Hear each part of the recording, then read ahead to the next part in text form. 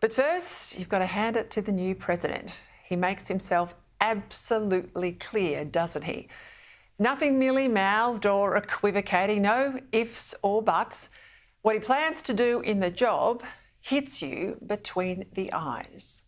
As of today, it will henceforth be the official policy of the United States government that there are only two genders, male and female.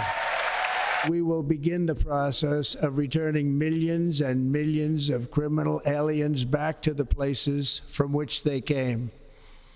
We will reinstate my Remain in Mexico policy.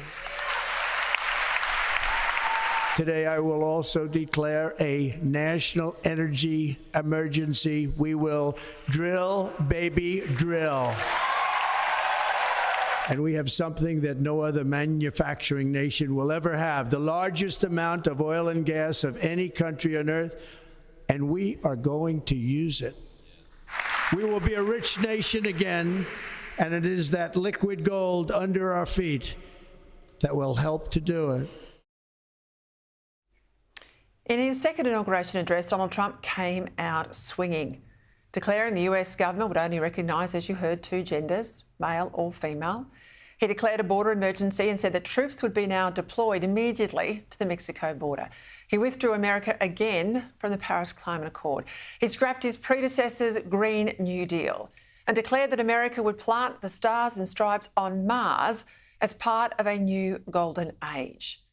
Today, well over 100 executive orders were signed, in his words, to make America great again. Of course, the new president will be judged on performance, not promises, as every politician should be. And it'll be Trump's record in office rather than just bold declarations that will determine the success or otherwise of his second presidency. But last time, he got a lot done. Despite being a political novice and despite sabotage from the woke establishment, well, most of us are better the second time round, so watch this space. Back then, he cut taxes, he cut red and green tape, he did pull out of Paris, and he moved the US embassy to Jerusalem. Of course, he boosted the military too, and he intimidated America's enemies.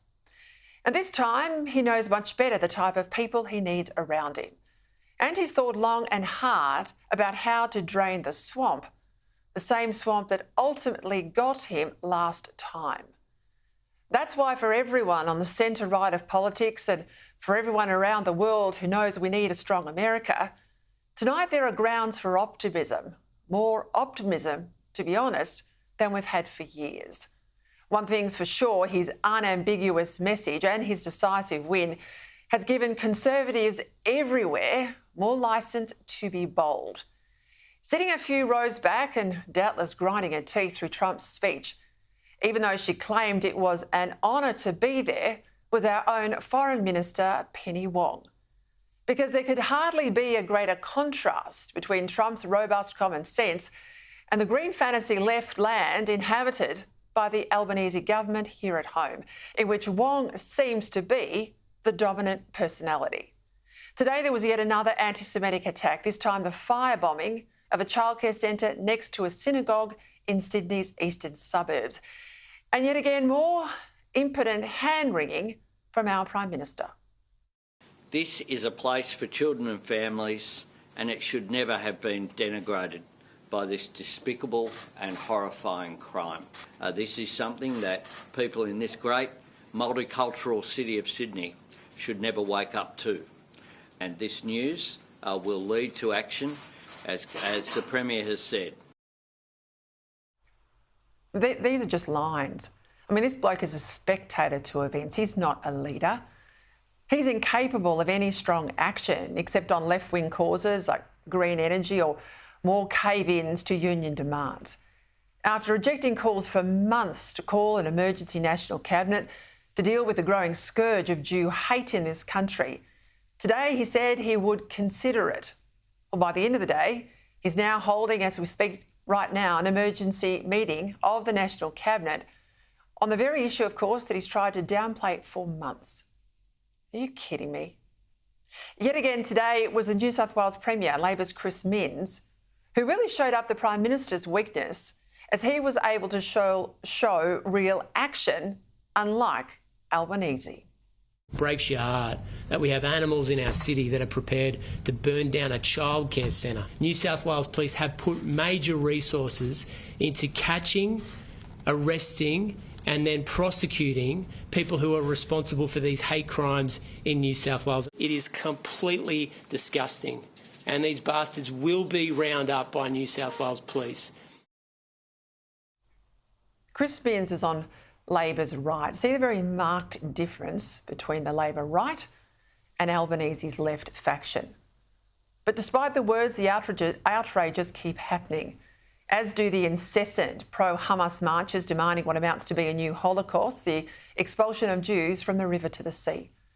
Federal police, well, they've made just one arrest, despite more than a year of anti-Semitic outrages. No marches have been stopped. The hate preachers in the mosques go on. No encampments at our universities have been broken up. And none of these un-Australian protesters here on a visa have been deported.